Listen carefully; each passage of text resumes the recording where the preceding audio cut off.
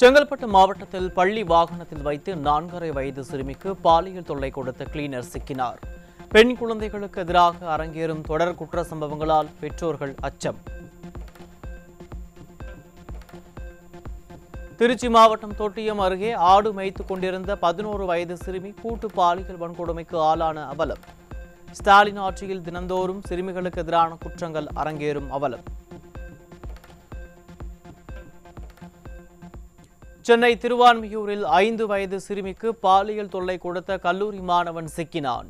தலைநகர் சென்னையிலேயே சிறுமிகளுக்கு பாதுகாப்பு இல்லாத சூழல் இருப்பதாக பொதுமக்கள் வேதனை. திருவாரூர் அருகே அரசு பள்ளி 9ஆம் வகுப்பு மாணவர்களுக்கு பாலியல் தொல்லை அளித்த ஆங்கில ஆசிரியர் சிக்கினார். அப்பா என அபத்தமாக பிரச்சாரம் செய்யும் முதல்வருக்கு தமிழகத்தில் மாணவர்களுக்கு கூட பாதுகாப்பு இல்லாத நிலை இருப்பது தெரியுமா தெரியாதா என மக்கள் கேள்வி.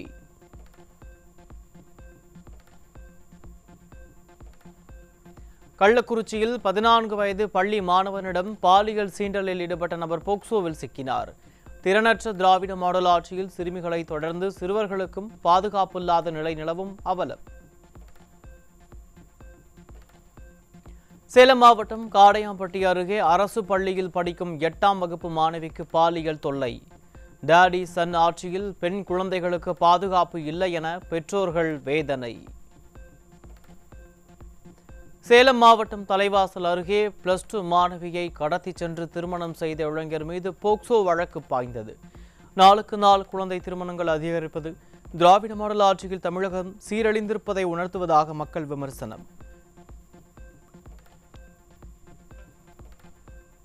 திருவள்ளூர் மாவட்டம் ஆரணி அருகே பெண்ணை திருமணம் செய்து கொள்வதாக கூறி ஏமாற்றிய இளைஞர் மீது வழக்கு பதிவு. ஸ்டாலின் அரசின் ஏவல் துறை மீது சிறிதும் அச்சமில்லாததால் பெண்களுக்கு எதிரான குற்றங்கள் அதிகரிக்கும் அவலம். செங்கல்பட்டு மாவட்டம் மதுராந்தகம் ரயிலில் பெண்களுக்கு பாலியல் தொல்லை கொடுத்த இளைஞருக்கு தர்ம அடி விழுந்தது.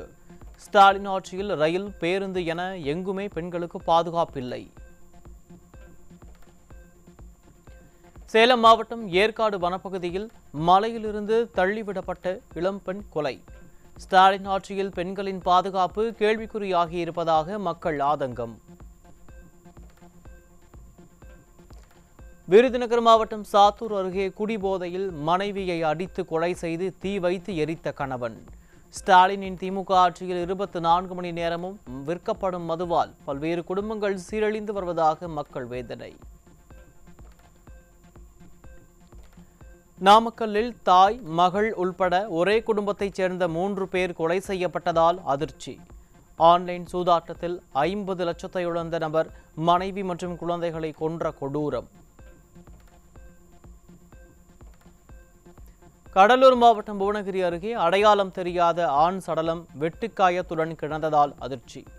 ஸ்டாலின் ஆட்சியில் நாள்தோறும் கொலை, கொள்ளை அதிகரித்து சட்டம் ஒழுங்கு சந்தி சிரிக்கும் அவலம்.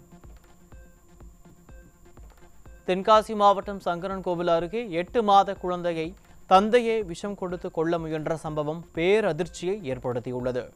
மனைவியின் நடத்தை மீது சந்தேகம் ஏற்பட்டதால் பச்சிளம் குழந்தையை கொல்ல முயன்றதாக தகவல். சென்னை திருவொற்றியூர் ரயில் நிலையத்தில் 5 கிலோ கஞ்சாவுடன் கொத்தனார் மற்றும் கல்லூரி மாணவர் சிக்கினர். திமுக ஆட்சியில் காவல்துறை மீது சிறிதும் பயம் இல்லாததால் அனைத்து தரப்பு மக்களும் போதைப் பொருள் விற்பனையில் ஈடுபடுவதாக மக்கள் குற்றச்சாட்டு.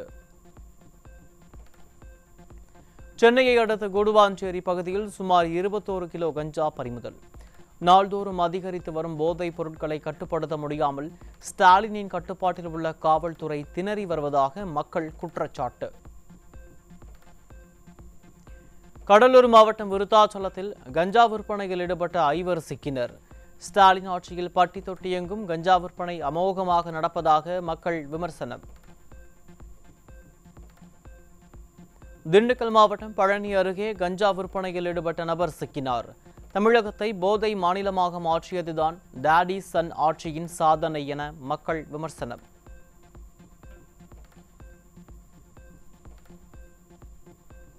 திருப்பூர் மாவட்டம் தாராபுரம் பகுதியில் 10 கிலோ கஞ்சா பறிமுதல்.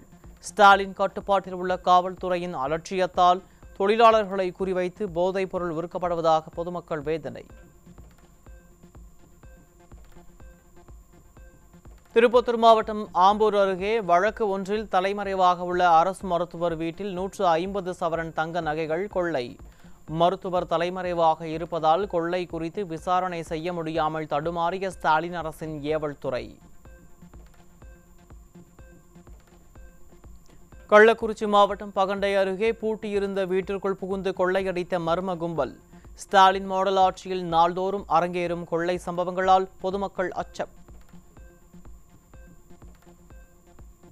திருப்பூர் மாவட்டம் காங்கேயம் அருகே நகை வியாபாரியிடம் போலீஸ் என கூறி 1 கோடி ரூபாயை கொள்ளையடித்து சென்ற மர்ம கும்பல். ஸ்டாலின் அரசின் காவல்துறை கும்பகர்ண தூக்கத்தில் இருப்பதால் போலி ஆசாமிகள் காவல்துறை பெயரிலேயே கொள்ளையடித்து சென்ற அவலம்.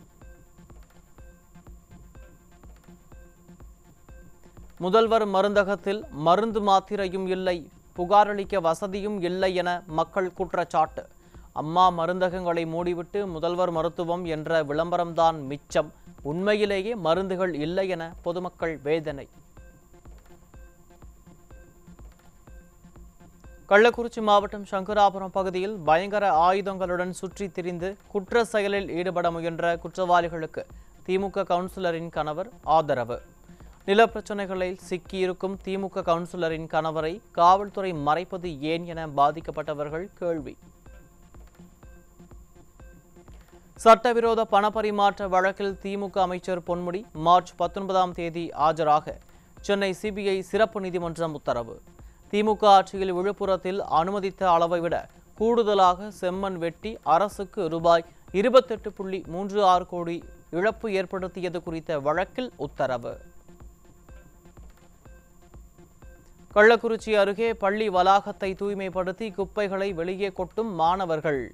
பள்ளி மாணவர்களை தூய்மைப்படுத்தும் பணியில் ஈடுபடுத்தும் பள்ளி தலைமை ஆசிரியர் மீது மாவட்ட கல்வித்துறை உரிய நடவடிக்கை எடுக்க வேண்டும் என பெற்றோர்கள் வலியுறுத்தல்.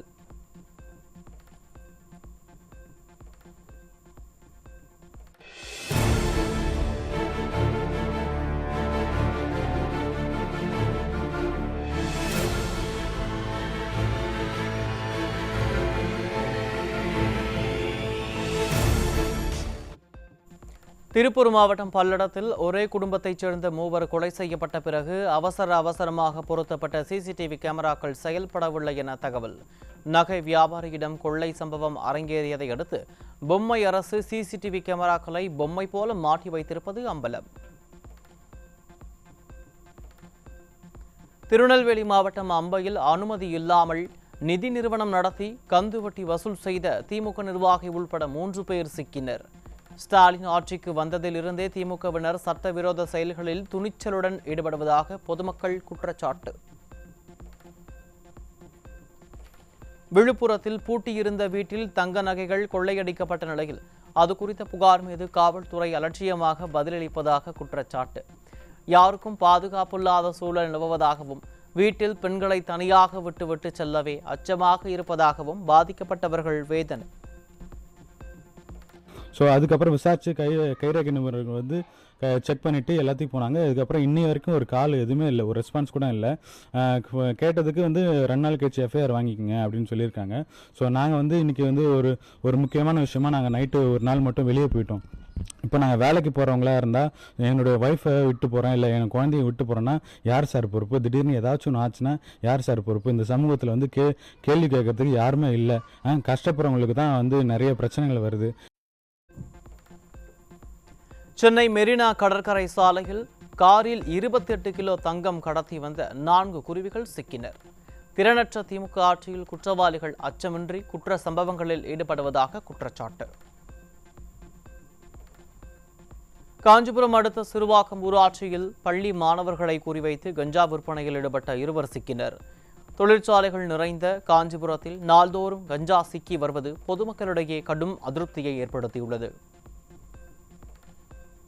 சேலத்தில் நியாய விலை கடையிலிருந்து மூட்டையாக உணவுப் பொருட்கள் கடத்தப்படும் வீடியோ காட்சிகள் வெளியாகி பரபரப்பு. ஸ்டாலின் ஆட்சியில் ஏழைகளுக்கு கிடைக்க வேண்டிய ரேஷன் பொருட்கள் சர்வசாதாரணமாக கடத்தப்படுவதாக மக்கள் வேதனை.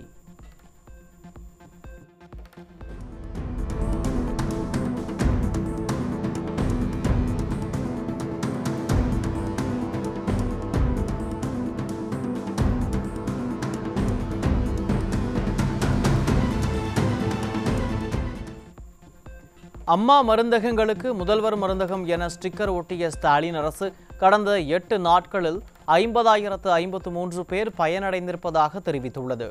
சுமார் 7,68,776 ரூபாய் பணத்தை மக்கள் சேமித்துள்ளனர் என விளம்பரம் செய்யும் ஸ்டாலின் அரசுக்கு அம்மா மருந்தகத்தை போல மூடப்பட்ட அம்மா மினி கிளினிக்கை திறந்தால் இன்னும் நிறைய பணம் சேமிப்போம் என மக்கள் பதில்.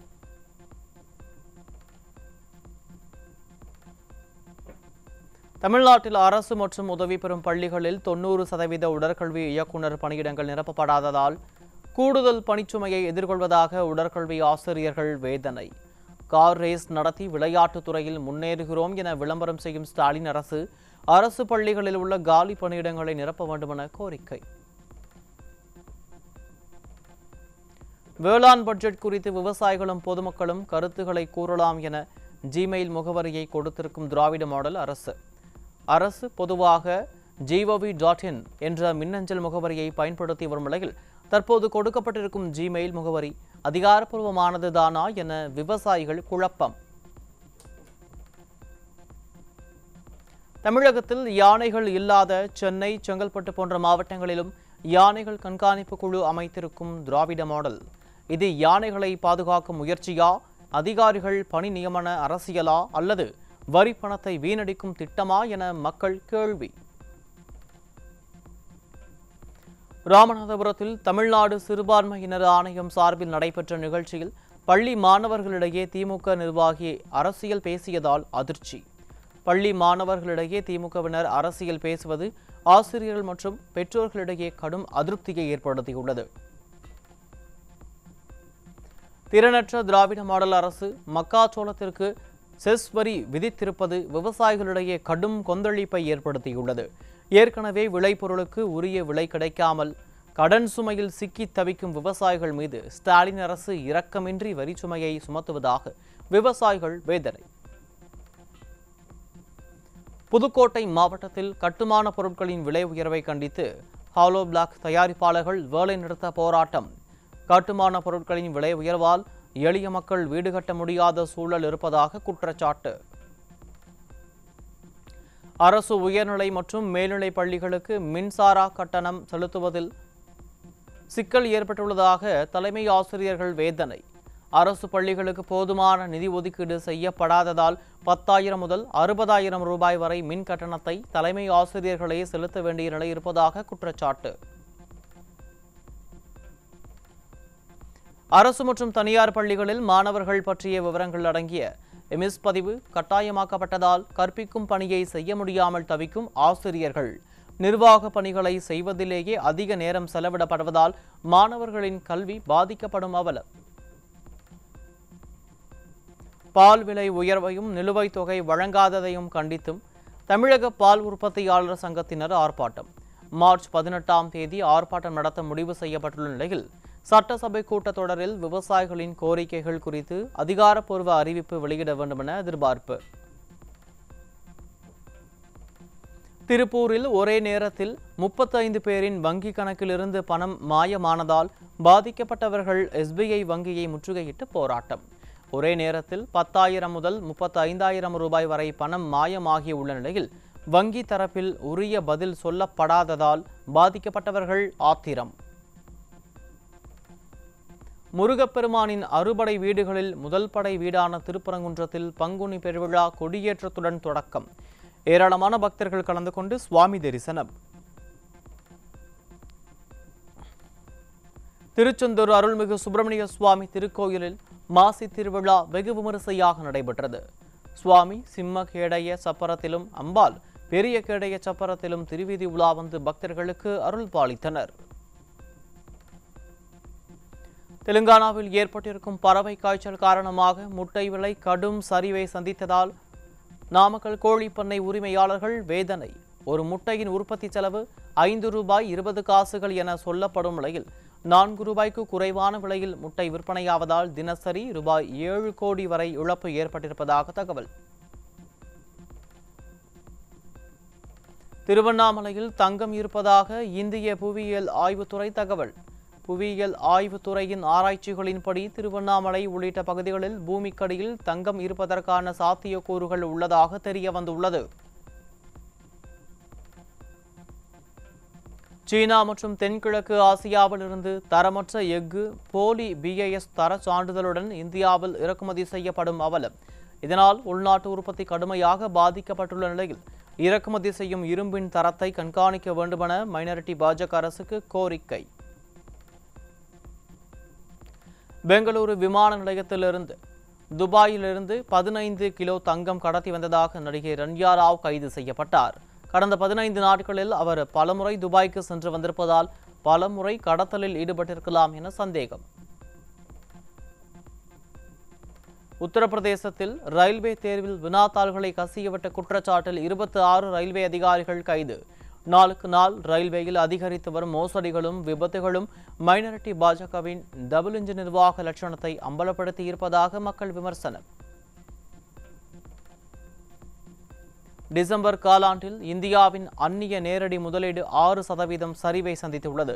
முதலீட்டாளர்களின் நம்பிக்கையை உறுதிப்படுத்த பொருளாதார சீர்திருத்தங்களின் தேவை என பொருளாதார நிபுணர்கள் கருத்து.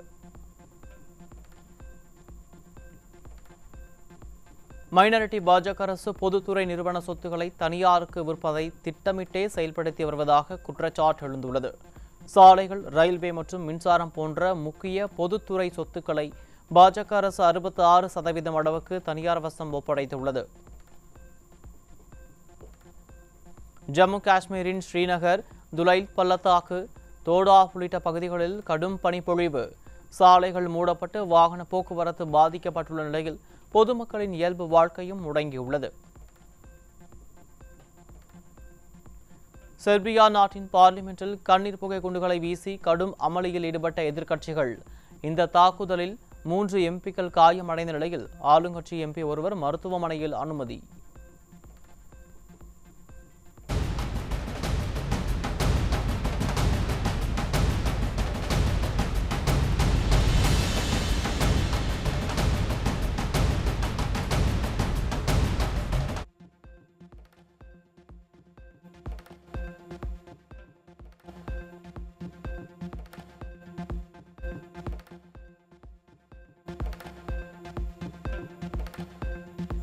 பெருநாட்டின் தலைநகரான லிமாவில் பயங்கர தீ விபத்து.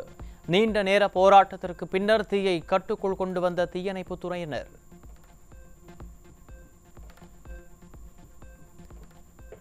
அமெரிக்க அதிபர் டிரம்பின் தலைமையின் கீழ் அமைதி பேச்சுவார்த்தைக்கு தயார். முதல் கட்டமாக போர் கைதிகளை விடுவித்தால் வானிலும் கடலிலும் உடனடி போர் நிறுத்தம் செய்யப்படும் என உக்ரைன் அதிபர் ஜெலன்ஸ்கி அறிவிப்பு. கிருஷ்ணகிரி மாவட்டம் பாலக்கோடு அருகே நின்று கொண்டிருந்த சரக்கு லாரி மீது சொகுசு கார் மோதி விபத்து. விபத்தில் காரில் பயணித்த 3 பலி. ஏப்ரல் 2ஆம் தேதி இந்தியா, சீனா உள்ளிட்ட நாடுகளின் பொருட்கள் மீது அமெரிக்கா பரஸ்பர வரிகளை விதிக்கும். அமெரிக்க பார்லிமெண்டில் எதிர்க்கட்சி அமளிக்கிடையே கூட்டுக்குழு கூட்டத்தில் அதிபர் டிரம்ப் பேச்சு.